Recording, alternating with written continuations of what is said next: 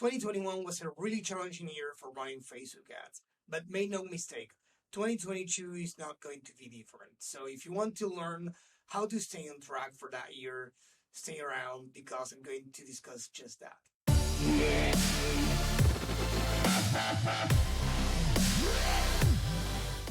Before getting started, make sure to subscribe to my channel and click on the icon to receive a notification every time I release a new video. Hey there, how are you doing? So this is Brian Raisendel here, and I will say it right now, no BS. I'm going to give you no BS tips. I don't have the crystal ball on what's going to happen. Nobody does, but I have over a decade of experience doing Facebook ads, and I will do a quick little recap of what we have seen during this year in 2021 and what we think that is going to happen in 2022. So in a nutshell, iOS 14, right? Apple said, hey, nobody's going to be tracked without their consent. So everyone is going to need to opt in to be tracked instead of opting out. They are going to need to opt in to be tracked. So unless they do, Facebook is not going to have any data.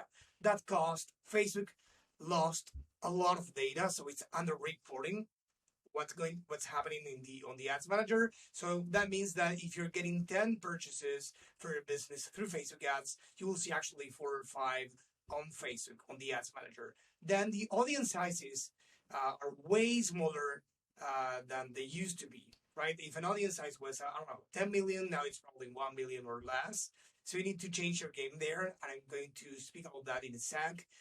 And third, we don't have control right now on the detailed audience expansion anymore. So before, we could say, Facebook, please target people interested in this or lookalike of X.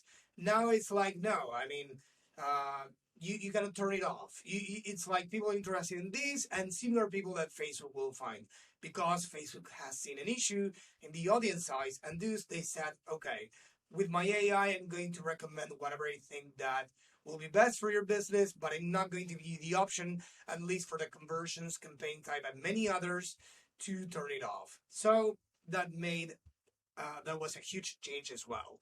So how can we go around these things, right? Number one, we are losing the tracking, right? One thing that we have seen, again, underreporting is one, but then with the up-to-date events that you can configure with their priority, Facebook is reporting only the highest priority events. So let's say I am a customer in an e-commerce store. I, of course, go through all the process and then I buy. You won't see in the ads manager for that person, for that customer, the add to cart, the checkout, and all stuff. You're going to see the purchase, the highest priority event, right? So that means that you need to read things differently in the ads manager. That's one thing that we have seen. Two, nobody knows what comes from Facebook and what comes from other efforts, right? Unless you have systems set up right, which is probably not the vast majority of businesses, you're not going to see what's coming from Facebook. You will see one purchase on Facebook, but then there might be 3, 4 coming from Facebook. And you look at Shopify backend, and you see that 80% comes from direct or organic. Probably that's way far from the truth. You look at Google Analytics, and if that's not configured properly, which is not easy, actually you're going to see the same thing. Oh, the vast majority comes from Google. They have an interest, they're right, they're biased. Then they come from direct, and only one comes from Facebook or none, right? So you need to own the data in a different way. So one solution is to configure Google Analytics properly. Another solution is to use third-party tools such as Hyros and many others around. But something else very interesting that I've been listening to, not tested, but listening to lately by huge people in the industry, is that we need to own the data. That means first-party data. So before, we used to use, lead gen forms from Facebook and not a landing page. Then we switched to landing pages instead of lead gen forms. Now probably we need to switch to lead gen forms back, because the whole thing stays on Facebook and Facebook has the data for that. So if we have a lead, we are going to see the lead there. I know lead gen forms are not the best. They don't work for every industry, but it doesn't stop there. You can use messenger campaigns with or without a chatbot, WhatsApp campaigns with or without a chatbot, but then you will own at least the top of the funnel data.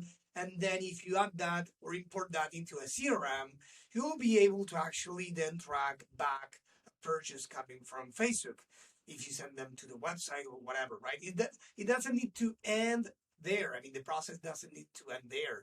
You can start the process there, top of the funnel, gauge interest, qualify the prospect, and then send them to a landing page or whatever, wherever you want to send them. That's one thing. The other thing is that we see that you need to feed Facebook with more data, right? Facebook needs more data, and there are ways to do that, right? The copy or the Facebook API has done one part of the job in giving Facebook more information, right? But that's not all. So there are some tricks that I haven't tested, but I have listened from people I trust, key people in the industry that have tested this and it has worked according to them. So you should test it as well. I will too. Is, for example, let's say one of the ways, not the only one, is to use Hotjar. Hotjar is a tool that will give you heat maps and also video recordings of the sessions of your customers browsing around the website. It's pretty cool. But one thing that it allows you to do is it records the events. So let's say you have a Shopify store, it will record the, I don't know, website visit, add to cart, checkout, initiated, and all stuff, and the purchase, of course. So you can feed Facebook through Zapier whenever one of those events happen. So you can say, hey, this customer initiated checkout. These customers added the product to cart. This customer visited X landing page. So you can actually feed Facebook with information and give them events to actually allow it to optimize better, right? So that's one thing. Then there's a similar thing with offline conversions. Let's say offline purchases, they have like a different use case scenario. They are thought for offline stores. So you go to a store, you buy, they record that into a spreadsheet. So businesses upload the spreadsheet. I haven't worked with any business using that actually, but that's what it was made for originally, right? But in this case, you can actually import purchases so Facebook can match users and actually feed the algorithm with more purchases and have more real data on the ads manager. So that's one of the things you can do. As for the ad campaign structure, we used to follow Tiers 11's amplifier framework, the 5-level framework, and it was great. Actually, it was great. If you don't know it, check it out. But that follows the, let's say, dilemma, divide and conquer, and that's not a thing anymore.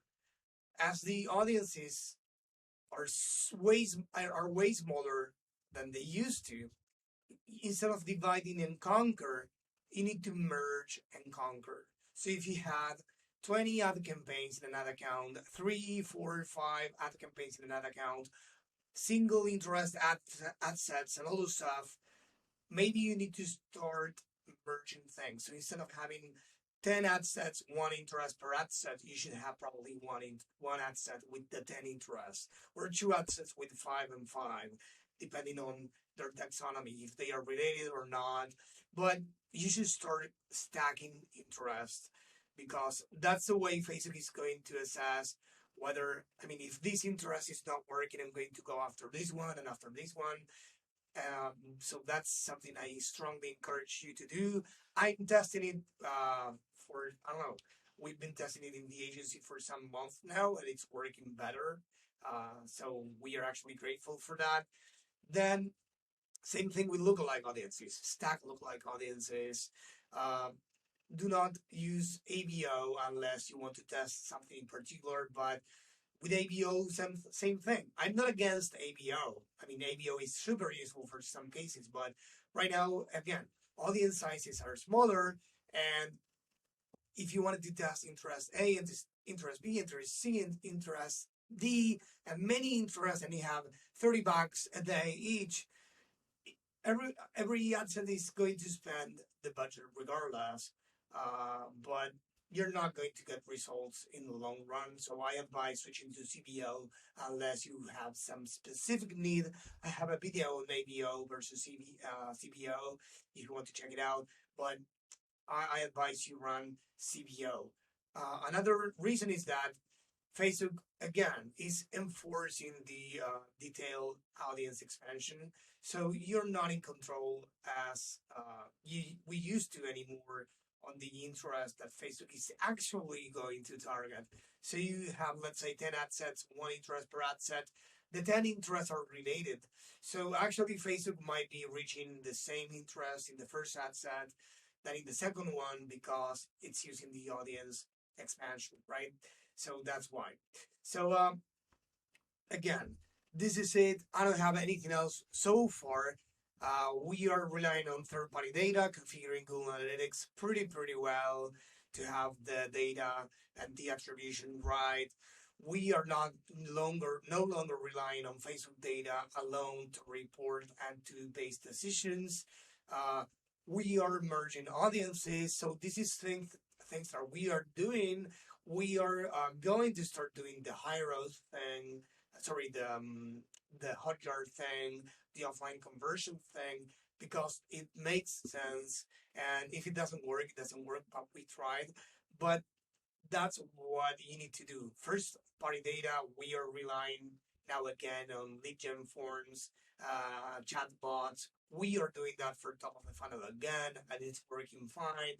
So again, there's no one solution that fits all of the industries, of the markets, of the products, but I'm giving you my advice, and then it's up to you to test it. And then you can leave me comments or send me questions at bsrdigital.com or hello@bsrdigital.com if you have any questions, or if you think that this is too much for you because you are a business owner and you can actually you can't keep it up with all the changes and updates, then I advise you to reach out to us at hello@bsrdigital.com and we'll help you out. Thank you. Have a great New Year and Christmas, and we'll see you soon.